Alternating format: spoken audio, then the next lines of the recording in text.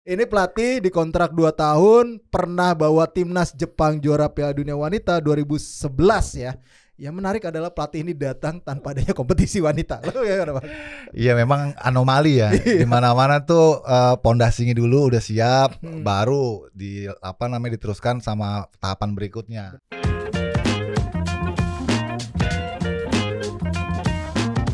Welcome back to Discord, diskusi olahraga bareng Rais dan Bang Yuke. Kali ini.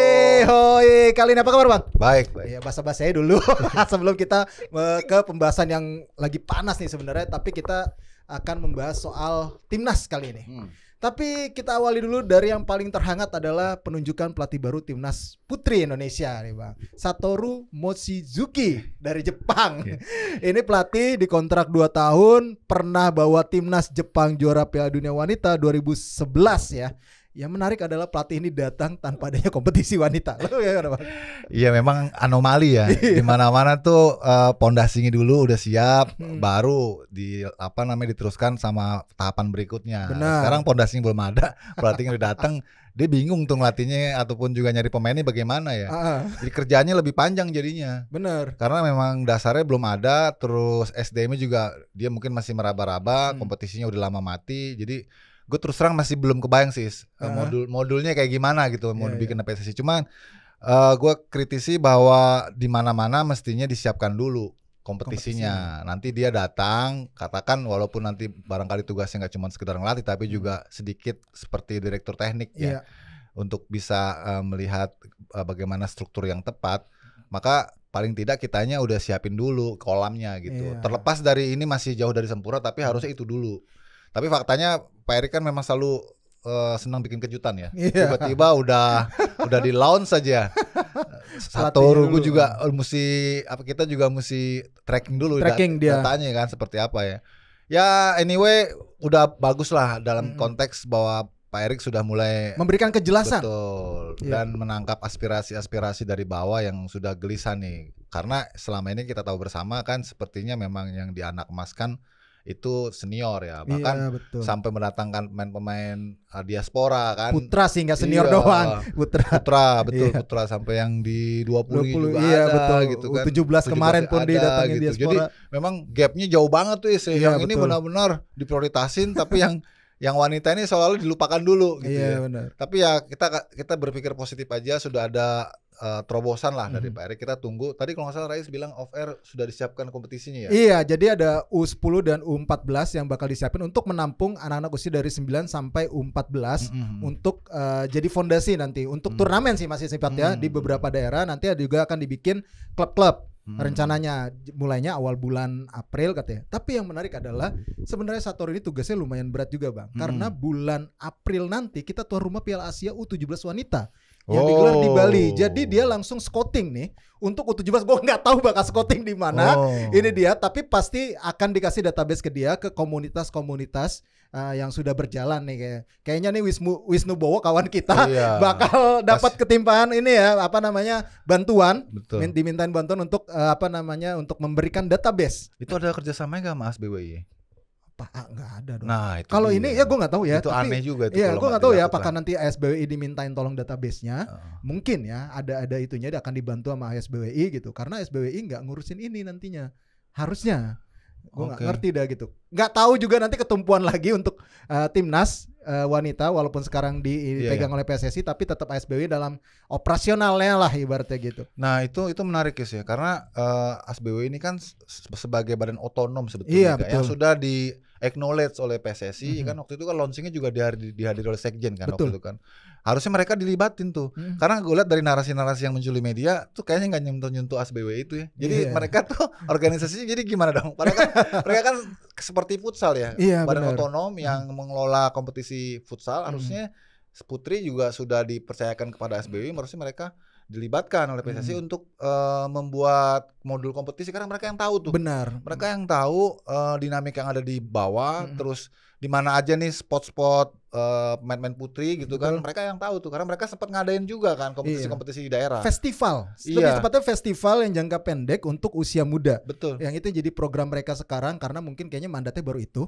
memang mereka diminta untuk aktif festival-festival di beberapa daerah mereka bikin. Ya gue nggak tahu nih nanti yang turnamen yang rencana mau dibikin Pak Erick awal bulan ini, yang ujungnya nanti mau bikin kompetisi klub-klub itu, apakah melibatkan SBW atau enggak, itu belum dapat kabar sih. Ya itu dia, itu yang kita masih tunggu ya. Iya. Yang jelas harusnya ada sinergi. Betul. Karena PSSI ini jangkauannya terbatas. Benar. Soalnya selama ini mereka sudah melupakan pembinaan. Iya. Jadi yang bekerja SBWI juga itu kan baru berapa tahun nih sih ya. Iya. Dan mereka juga sepertinya kurang dukungan tuh dalam Iya, dalam memutar kegiatan. Iya benar. Itu yang menurut gue PR yang paling penting sih. Agak gitu. terbatas mereka untuk direkognize untuk Iya. melakukan kegiatan. Tidak seperti FFV. Ini Nah, harus fair ya. iya. Ya FFV karena benar-benar full power. Betul. Full power sampai ke timnas. Soalnya kelihatan kan memang dari ketuanya ya Pak Haritanu kan memang all out ya. Benar. Jadi kelihatannya PSSI juga seperti quote on quote berhutang budi lah.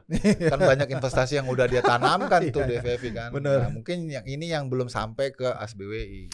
Oke, itu tadi kita bahas Tina Sutri. Mudah-mudahan apa yang dilakukan ini jadi langkah awal yang baik dan bisa berprestasi di Piala Asia Wanita U17 nanti April. Rencananya sih katanya kabarnya gue denger di Bali sih bakal digelar. Itu pasti audisi dangdut lagi tuh maksudnya. Orang gak ada kompetisinya. Iya benar. Dan kita beralih ke yang lagi hangat-hangatnya lagi, ini perdebatan dan muncul lagi polemik ini Bang. Klub berat buat lepas pemain ke timnas U23. Padahal ini salah satu ajang yang penting juga. Piala Asia U23 2024 bertepatan dengan masih jalannya Liga 1. Targetnya adalah 8 besar lolos minimal, tapi Sintayong naikin target semifinal lolos Olimpiade. Karena kan jalurnya ke Olimpiade ya, 4 besar itu ke Olimpiade. 3 besar otomatis, 1 lewat playoff. Nanti pokoknya jatahnya ada 4 lah dari Asia ini. Klub yang sudah buka suara secara terang-terangan, dan ini memang akan menjadi pemain ataupun klub yang paling banyak dipanggil pemainnya. Gue prediksi ya, yaitu Persija dan Borneo FC sudah terang-terangan tidak mau melepas. Ya, ini gimana nih? Iya, ini deja vu ya, kejadian lagi ya. Tapi ya karena ini mungkin sekarang daya tawar dari klub lebih besar, lebih besar. Mengapa? Karena ini kompetisi non FIFA Matchday, betul. Atau bukan kalender FIFA. Jadi mereka punya bargaining power cukup tinggi untuk menahan pemainnya, dan PSSI nggak bisa berbuat apa-apa juga, kecuali melakukan persuasi kepada klub-klub, dikumpulin, diberikan pengertian.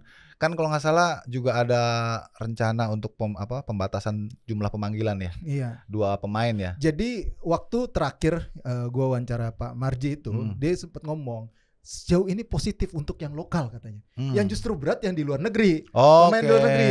Ada 26 pemain yang udah didaftar. Kata dia tuh dari daftar yang dia lihat tuh nggak ada satu klub yang lebih dari 3 pemain. 2 atau 3 pemain. Dia bilang itu. Dan gue nggak tahu itu sebelum ada statement dari Persija dari Borneo ya Bang ya.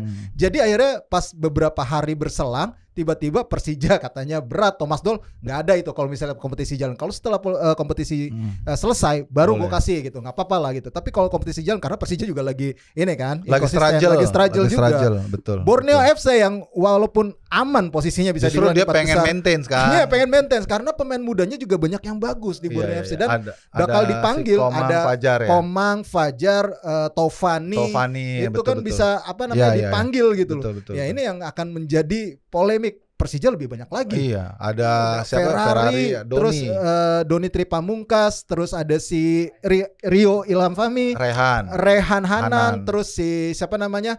Satu lagi Rizky Ridho yang pasti. Udah nggak mungkin Rizky Ridho nggak dipanggil kapten. Apalagi kalau dihitung sama pemain-pemain Persija yang dipinjemin ya. Iya. Kan ada si Frankie Misah. Iya, Frankie Misah. Terus ada si Ahmad Maulana yang di Arema. Iya, benar. Waduh. Itu kan menjadi sebuah ini ya kendala ya dalam persiapan STY gitu. Karena mereka mulai nanti 30 Maret rencana pemanggilan TC-nya di Turki. Karena mainnya April ya? April. Waduh. Ya, gue ingin katakan bahwa tadi seperti gue bilang bargaining klub ini lebih besar kali ini karena ini under 23 dan itu bukan kalender FIFA. Jadi klub berhak untuk menahan pemain. Nggak bisa digugat apapun. Tinggal bagaimana pendekatan dari PSSI kepada klub-klub itu. Sejauh apa batasannya, bagaimana, siapa yang mau dilepas, mungkin bisa gantian TC-nya gitu ya. Sampai STY nanti akan memutuskan cukup si ini gitu kan. Karena nggak mungkin juga diambil semuanya. Menurut gua kasihan klub juga. Nggak fair juga. Kemarin seniornya udah begitu. Sekarang U23-nya yang nggak ada hubungannya sama kalender FIFA dan ini sifatnya kan sebenarnya targetnya lebih ke Olimpiade. Olimpiade pun juga kan bukannya kalender FIFA, bukan gitu. Ya, harus diakuin. Jadi STY pun juga harus wise juga melihat situasi ini dan Gue pikir ketika dia mencanangkan target lolos 4 besar, dia harusnya sudah tahu juga problematikanya, ya kan, bahwa ini U23 pemain-pemain diasporanya juga pasti yang mereka di sana dimainkan sebagai pemain inti ya, itu juga klub-klub pasti agak resisten tuh dipanggil tuh, walaupun mereka misalnya kayak siapa namanya yang main di Wolves. Oh si Justin Hubner mainnya di U21 tapi dia inti kapten tim. Betul. Walaupun itu U21 bukan tim senior, tapi kalau klubnya merasa ini mereka butuh, bisa juga nggak dilepas. Akan Bagot yang di Bristol. Bener. Setelah masuk si Rafael Strijk juga walaupun cadangan cadangan gitu, tapi di tim utamanya dia bisa jadi pelapis andalan. Nah tadi dikatakan oleh Pak Marji justru kendala yang utamanya pemain yang Embrot kan. Berarti itu lebih lebih esensial tuh. Karena tumpuannya backbone-nya di mereka. Di mereka ya memang harus dia. Arhan juga termasuk. Tapi Arhan sejauh yang kemarin gue datang ke press conference Suwon FC itu kayaknya sih ada sinyal positif bakal dilepas. Karena pelatihnya Suwon ini sekarang kan ex pelatih timnas U20-nya Korsel. Jadi ya gue pernah bisa di lobby lah. Kalau untuk kepentingan timnas dan itu baik untuk Arhan ya udah nggak apa-apa bakal bisa dilepas gitu. Mudah-mudahan yang lain juga bisa di lobby ya. Itu emang ya tinggal gimana Pak Erik memanfaatkan jalur internasionalnya dia ya. Karena sebenarnya yang target yang paling realistis kalau kita mau nuntut ya di U23 ini. Karena kalau pemain diasporanya semua bisa ya. Ini yang harus ditarget tinggi karena memang ini levelnya udah tinggi. Kalau yang senior kemarin kita ya kurang pengalaman lah ya kan. Jadi kalaupun ditarget kebersamaan mereka juga terbatas, chemistry mereka juga belum terbangun utuh. Harusnya kalau nggak salah 8 nih sih dari yang pemain-pemain Piala Asia senior itu 11 bahkan ya. Kalau itu bisa dimanfaatin U23, makanya wajar kalau STY dengan bayangan seperti itu dia punya pede lah ya. Ambisi ini bisa jauh melangkah. Gue ngerti itu. Cuman pada faktanya kan dia berhadapan dengan situasi yang kayak seperti ini nih. Jadi kayak realistis nggak sih ini? Kalau tanpa pemain diaspora kita bisa lolos 4 besar. Realistis nggak gitu kira-kira? Agak sulit juga. Apalagi lawan yang kita hadapin, buset. Qatar, Yordania, Australia yang udah punya pengalaman banget di sepak bola Asia. Makanya agak-agak berat juga sih sebenarnya. Iya, sangat berat. Dengan pemain-pemain katakan diaspora pun yang misalnya ready gitu, nggak ada jaminan juga kita bisa lolos grup kan? Belum ada jaminan karena kita tahu bahwa Australia, Jordan, Qatar itu juga levelnya tinggi juga U23. Level tinggi. Jadi ya apalagi sekarang misalnya yang dari luar itu nggak bisa gabung, waduh makin berat itu. Berat sih pasti berat. Gue nggak tahu ya apakah nanti alternatifnya bakal ada pemain dari Liga 2 yang dipanggil kan buat tumble, ibaratnya buat nambel gitu loh. Ini nggak ngerti juga nanti gimana komunikasi bentuk negosiasi antara PSSI karena Pak Erik tadi udah pas statementnya adalah berharap semua legowo lah buat timnas gitu. Ya kita tahu wah ini liga lagi jalan gitu, tapi kan prestasi timnas juga kan bisa buat untuk kebaikan katanya untuk sepak bola nasional gitu. Makanya dia minta legowo ya kita lihat aja nanti negosiasinya gimana. Biasanya sih kalau menit akhir ujung-ujungnya sih tetap dilepas. Paling ya udah 2 pemain aja. Iya. Gue rasa sih para pelatih tim yang kelihatannya resisten itu mereka minta kelonggaran waktu sebenarnya. Jadi mereka kan nggak setuju ya, dan kita juga ngerti TC jangka panjang itu buat apa kalau untuk pemain-pemain yang berkompetisi, ya kan. Tapi STY kan nganggap bahwa level pemain lokal kita tuh masih di bawah, jadi dia perlu kebersamaan yang lebih panjang. Jadi ini perdebatan yang menurut gua nggak akan berakhir gitu, karena masing-masing punya kepentingan sendiri-sendiri kan. Bahwa ini punya kepentingan timnas dan pelatihnya juga ditarget, kemudian yang ini juga klub juga pelatihnya juga ditarget sama klub gitu kan. Apalagi tadi lu bilang kayak Persija, waduh itu berat itu Persija. Persija juga lagi ngos-ngosan. Itu dia lagi struggle masalahnya gitu. Oke, itu kita ke timnas U23, mudah-mudahan ada solusi terbaik buat timnas U23. Dilepas pemainnya, kita berharap yang terbaik lah untuk timnas pastinya. Sekarang beralih ke U16. Di sini ada Coach Nova yang telah diresmikan. Sebenarnya udah dibocorin sama Bang UK dari 2 pekan lalu lah ya. Kalau memang Coach Nova yang jadi pelatih timnas U16 saat ini, dan dia ditargetkan adalah untuk bisa memanage di Piala AFF U16 dan lolos ke Piala Asia U17 ya. Kita kualifikasi tuan rumah kan? Piala Asia U17 untuk putra ini kan sama kayak ceweknya. Tapi ceweknya putaran final. Kalau yang AFF ini juga lolos sama. AFF tuan rumah juga. Jadi tuan rumah kita, jadi sekarang mulai pembentukan. Nah, Bang, lo ngeliat Coach Nova gimana? Dipilih. Ya, gue rasa ini keputusan yang tepat ya. Dan lagi-lagi gue katakan bahwa ini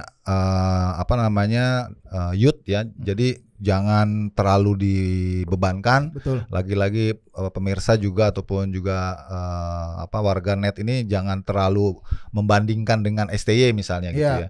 Ataupun dengan Indra Safri misalnya. Ini please gitu ya. Ini sangat jauh gitu loh. Apalagi tadi gua komunikasi dengan Coach Tommy, ini pekerjaan berat. Karena terutama yang under 16 ya, yang untuk kualifikasi U17 itu kan banyak pemain-pemain itu dari SSB. Oh iya, betul. Dan juga banyak rekomendasi-rekomendasi dari pelatih-pelatih di daerah. Yang tentu Coach Nova juga masih buta tuh. Bagaimana performa mereka? Paling yang ada datanya itu yang Suratin kemarin, U15 sama yang EPA. EPA ini kan masih jalan sekarang babak 8 besar ya. Itu yang kayaknya akan dijadikan tulang punggung ya. Karena itu dari kompetisi yang dianggap PSSI itu kompeten gitu. Di samping mereka juga terus melakukan safari ke liga-liga swasta ya, termasuk ke Top Score. Kemarin Coach Tommy sama Coach Andreas itu udah dateng. Dan gue catat tuh banyak list. Jadi gue mentionnya di sini ya. Jadi ada yang dipanggil tuh dari Joe United. Ini ke Joe United nih kalau mereka nggak ikut 3 Top Score nggak kelihatan juga nih dilihat nih. Panggil tuh ada 2 atau 3 pemain. Terus ada dari Farmel. Ada Farmel tuh ada 7 kalau nggak salah. Asiana tuh ada 11 malah yang dipanggil. Dari Asat Purwakarta. Itu kan akademi plat hitam yang kalau mereka nggak punya wadah kompetisinya yang terstruktur kayak Liga Top Score, mereka nggak akan kelihatan tuh, nggak akan terpantau. Karena dari Suratin yang notabene itu sebagai kompetisi plat merahnya atau punya PSSI pun juga mereka kan lihatnya di ujung-ujung aja. Seperti yang kemarin lu bilang kan, yang di bawah-bawah tuh Bu. Ya kan mereka yang udah tersisi misalnya gitu kan, itu mungkin nggak terlihat. Tapi kalau di Liga Top Score, di kompetisi swasta yang kita bangun ini, mereka kan setiap pekan main, jadi pantau terus ya. Jadi scouting ataupun juga tim pelatih itu bisa datang setiap pekan melihat bagaimana perkembangan pemain-pemain yang dia sudah lirik gitu loh. Bahkan nih minggu besok Coach Tommy mau datang lagi, mau lihat tanggal 2 bagaimana perkembangan pemain-pemain yang mereka sudah lirik gitu ya. Dan kalau nggak salah Coach Nova juga mau datang nonton gitu. Gue happy sih ya. Artinya bahwa PSSI sekarang lebih terbuka dibanding yang sebelumnya. Ya, PSSI sekarang lebih terbuka untuk bisa memantau semua akses kompetisi yang bisa dia ambil potensinya. Karena nggak bisa hanya mengandalkan kompetisi resmi terbatas. Apalagi kompetisi resmi PSSI itu sifatnya turnamen, ya kan. Sementara yang swasta-swasta yang gue pikir cukup intens, cukup kontinu, itu juga punya hak yang sama untuk bisa dilihat juga karena itu anak-anak bangsa juga. Itu yang gue bisa jelasin sih. Iya, emang di sini emang tugas berat ya. Kalau misalnya nanti ditargetin lagi kita bakal juara karena tuan rumah ya, seperti yang dilakukan sama Coach Bima Sakti tahun berapa ya? Juara Piala U kemarin 2021 ya. Iya, kalau nggak salah yang di Sleman ya. Yang di sini di Maguwo. Iya, Sleman. Maguwo betul. Maguwo ya, itu dia. Makanya harus butuh proses lagi, pembentukan lagi dari awal karena kita nggak punya kompetisi yang proper. Jadi harus bangun lagi dari awal, bangun terus dari awal gitu ya. Karena U16 itu kan benar-benar transisi nih dari remaja ya, dari anak-anak remaja. Itu memang kita talentnya itu memang harus dicari, dikumpulin gitu loh. Bukan yang udah ready stock. Kalau yang U20 ini kan udah ready stock tuh dari U17 kan. Tapi kalau 16 ini memang dia mengais-ngais tuh. Jadi jangan kita terlalu muluk ya. Berharap bahwa ini harus prestasi. Bahwa memang sebelumnya pernah Coach Fahri Husaini juara, terus Coach Bima juara gitu kan. Tapi ini usia yang masih sangat labil gitu. Betul. Dimana justru kita di usia-usia ini kalau untuk level ASEAN kita masih bisa bersaing. Iya benar. Karena di tempat lain pun juga problemnya sama gitu loh. Tapi setelah itu ya beda lagi gitu kan. Benar. Yang maksud pengen gue sampaikan, kita kalau bisa perform aja tim ini bisa jangan lihat dari raihan prestasinya apa nanti isinya, tapi pemain-pemain ini bisa muncul gitu ya. Bisa kelihatan yang kayak misalnya yang dicari dari timnas muda itu kan adalah bagaimana pemain-pemain yang bisa diproyeksikan ke level tim berikutnya. Iya, berikutnya benar. Sama kayak saya Marcelino iya. Itu kan dari U16. Dari Coach Bima punya kan. Iya, langsung dia bisa ibaratnya di ijon ya. Iya. Dia sih di kader sih. Iya, di kader gitu loh. Jadi dari U16 terus ke U19 terus dia naik ke senior dan sekarang jadi pemain utama malah. Iya. Itu yang kita cari sebenarnya. Bukan cari tropinya ya. Bener. Jadi jangan Nova misalnya gagal, berarti masih mendingan Fahri dong, masih mendingan si Coach Bima dong. Ya lihat aja pemain eranya Fahri itu. Itu yang masih existing sampai sekarang Liga 1 berapa sih? Iya kan? Memang. Ujungnya kan di situ. Itu yang gue pengen sih masyarakat ngerti gitu. Iya, jadi memang ini masih proses pembinaan ya karena mereka perjalanannya masih panjang banget. Masih banget. Nanti di tengah-tengah misalnya udah sekarang di U16 bagus nih. Jadi bintang. Tahu-tahu ketika Betul. sudah U20, wah jatuhnya bukan Hilang. main. Masuk ke Hilang. liga, ada banyak kasus lah, Betul, apalah betul, ini itu gitu, betul. kasus psikologinya dia Betul, gitu. betul. Nah, ini Karena itu gue mau perlu disampaikan di sini, makanya langsung tuh Coach Indra ataupun PSSI dari Direktur Teknik terutama kemudian meng-hire lagi tuh Bu Asti. oh iya, Psikolog, betul. dampingin, Iya. ya kan? Kan itu kan juga Bu Asti kemarin gue ketemu cerita-cerita Oh. gitu. Tadinya dia di SEA Games tuh sama sekali nggak dilirik tuh. Oh gitu. Kan dia datangnya kan setelah tim udah di sana. Oh Udah iya, pertandingan ketiga, benar, baru benar, datengin tuh. Iya. Artinya kan anak kita ini memang dewasa cuman usianya Iya. mentalnya masih anak-anak, Jadi benar. butuh pendampingan apalagi yang U16. Iya. Dan dia sekarang dipanggil, gue dilihat tuh udah di post juga, dia udah berada dalam jajaran timnas Staf. U16 dan gue harap lah ada sentuhan-sentuhan persuasif ya. Dia kan apalagi seorang ibu ya, Iya, dia betul. bisa karena yang tadi gue ngobrol sama sama Tommy itu sekarang itu pelatih-pelatih kalau untuk yang timnas U16 U17 itu ya, itu pelatih harus kontrolin tuh makannya, datengin mejanya, Oh gitu. ditungguin itu Oh. karena di SSB itu mereka kita nggak tahu kan riwayat mereka Iya, betul. bagaimana Ha. kebiasaan hidup mereka seperti apa, makannya Indomie misalnya Iya. kan itu kalau nggak dijagain Iya. ya nanti begitu lagi gitu Iya, loh. benar. Nah problemnya tadi gue bilang ini cocoknya jangka pendek kok jangka panjang kalau untuk U16 ini jangka panjang. Jangka Bos. panjang, benar. Karena memang nggak ada kompetisinya. Iya. Setelah bulan Mei itu kan praktis sudah selesai tuh. Benar. EPA udah kelar, Mm-mm. Suratin udah lama kelar malah kan. Jadi nggak ada kompetisi lagi. Jadi anak-anak ini nanti yang sudah terpilih 32 orang gitu Iya. ya. Sebelum dia kemudian mengerucut jadi 22 atau 23 gitu nanti intinya itu mereka akan dikumpulin dalam TC yang panjang. Panjangnya juga cuma sebulan. Karena dari Mei ke kemana? Ke Juni ya. Juni, iya, Ya iya. kan AFF kan Juni. Iya. Gak lama juga gitu. Jadi Iya, tadi benar. makanya gue bilang jangan terlalu banyak berharap dengan Iya, U16 ini. Syukur-syukur kalau bisa ngulangin prestasi Bima Sakti Iya. ya bagus. Kalau enggak yang kita berharap ada pemain-pemain yang muncul Iya. seperti Marcelino gitu kan yang bisa diproyeksikan ke timnas usia berikutnya Benar. gitu. Itu sih yang paling penting, kita berharap Iya. ada muncul bintang baru ya. Iya. Yang memang benar-benar oke. Iya, iya. Karena yang dari angkatannya Coach Bima itu gue nggak tahu ya, di U20 tuh belum ada yang tahu. Ada. Iya belum ada yang terlalu Paling menonjol. Arkan Kakak doang ya. Yes, Arkan Kakak pun juga masih bersaing tuh. Iya. Kan yang dipromosikan itu kan ada Iqbal pun juga Iya, sudah mulai Iqbal udah mulai tersisi. tersisi. Terus Iya. Jidabin juga masih belum konsisten. Terus ada siapa namanya itu Kamuru, betul. ya kan. Terus ada Kakak.